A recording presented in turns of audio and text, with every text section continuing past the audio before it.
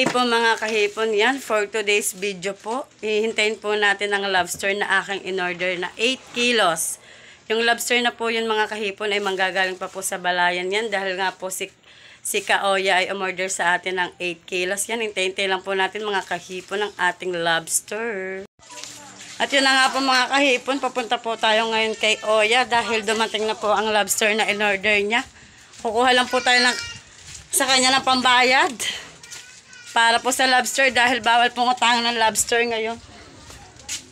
At nandito na nga po tayo mga kahipon. Kukunin na po natin ang bayad kay Kaoya. Yan. Naku, wala pa pang bayad eh. Wala na vlog, nagbablog na. Nandiyan na pa. Oo nga. Saan? Bawal nga utangin. Nasaan ba? Nandiyan sa labas. Bayan, shoutout po kay Aswang. Shoutout. At yun nga po mga kahipon, galing po tayo kay Oya. Wala po daw siyang cash dahil nasa Gcash po lahat ng kanyang money. At yun nga po, puntahan na po natin ang lobster. Yan, ito po yung 8 kilos na in-order po ni Kaoya mga kahipon. Yan, mga buhay po yan. Ito. Sariwang-sariwa po talaga yan mga kahipon yan. Bebe, ano bang...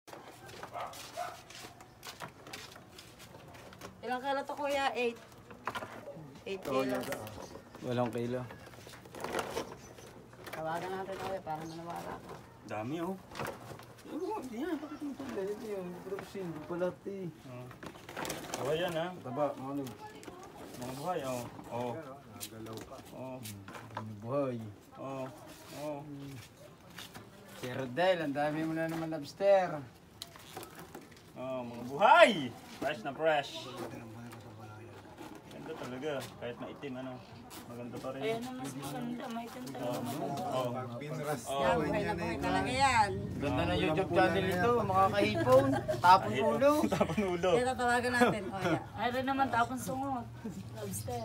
Lobster tapon simot. Pwede ba British niya? British din. Ito na, lobster. Bukas kong umaga. Ate, 8 kilo to.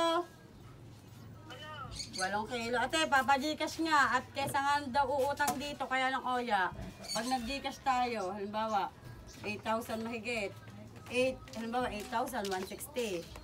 Papasok mo sa kanya, 160. Tapos magpapakash out din siya ng 160. Bala magiging total mo ay 320. Sa pagikas. ganun kalaki. Oo, ikaw din magbabayad ng cash out niya. Kaya nga kung kukuha ka ngayon ng 8,000, 160 lang tubo mo. Teka.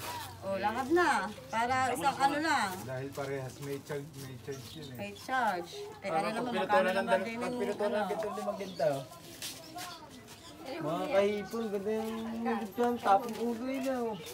Ate, ano, nahiram na ng pera. Pag ipapagigas nga natin, malalaki yan. Pag ipapagigas natin, malalaki yan. May pinagpalang tao dito, tumakbo agad daw kay parang Jeffrey. Saglit lang. Oh. Yung pambayad natin. Oh. Yan, thank you. Thank you, Kaoya. Bay, teka, mamaya thank you. May sukli pa yan. Sukli pa yan. May pera akong 500. Wala nga pala akong dalang cooler.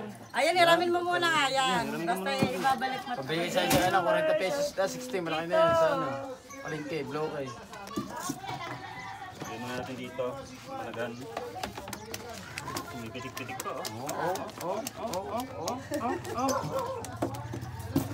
Ipapasikat. Ipapasikat tong lobster na ito. Kakatayo. Hindi lang ka dito. Patas lang. Lagyan mo na gero sa ilalim para hanggang bukas na yan. Tataba ah. Tataba.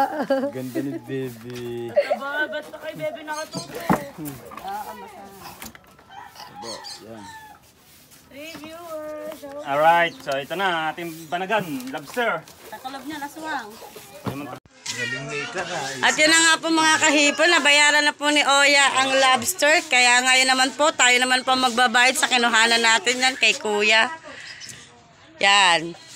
Kapatid po siya kahipon ng aking kinukuhanan sa balayan niya. Siya na lang po nag-deliver dahil marami pong itinitinda si Ate Marlene. Yan, shoutout sa iyo Ate Marlene!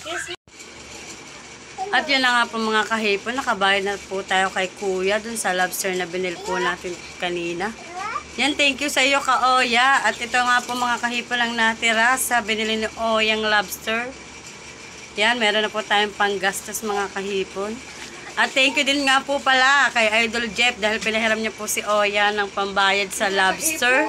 10 pesos, 10 Nga po ng, kung i-Gcash pa po ay mamamahalan lang po si Ka-Oya kasi dahil nga po mga kahipon, ang cash in po dito sa Gcash ay 160 kung sa 8,000 po at ang cash out naman po ay 160 din, bali 320. Kaya sabi ko po kay Ka-Oya ay mag-ano na lang po siya ng pera para po hindi masyadong malaki ang kanyang babayaran. Ayan, thank you nga po ulit kay Ka-Oya dahil umorder po siya ng lobster. Yan mga kahipon, si Oya po ay palagi po siyang umorder sa akin ng lobster. Sa akin po siya kumukuha ng lobster kapag po may mga umorder sa kanya dahil sabi niya nga po ay mura po akong magbenta ng lobster sa kanya. Hindi ko naman po siya pinapresyohan ng mataas dahil nga po magkapit-bahay lang po kami kaya okay lang po kahit konti lang po yung akin kasi panggastos-gastos na rin po yun namin sa araw-araw.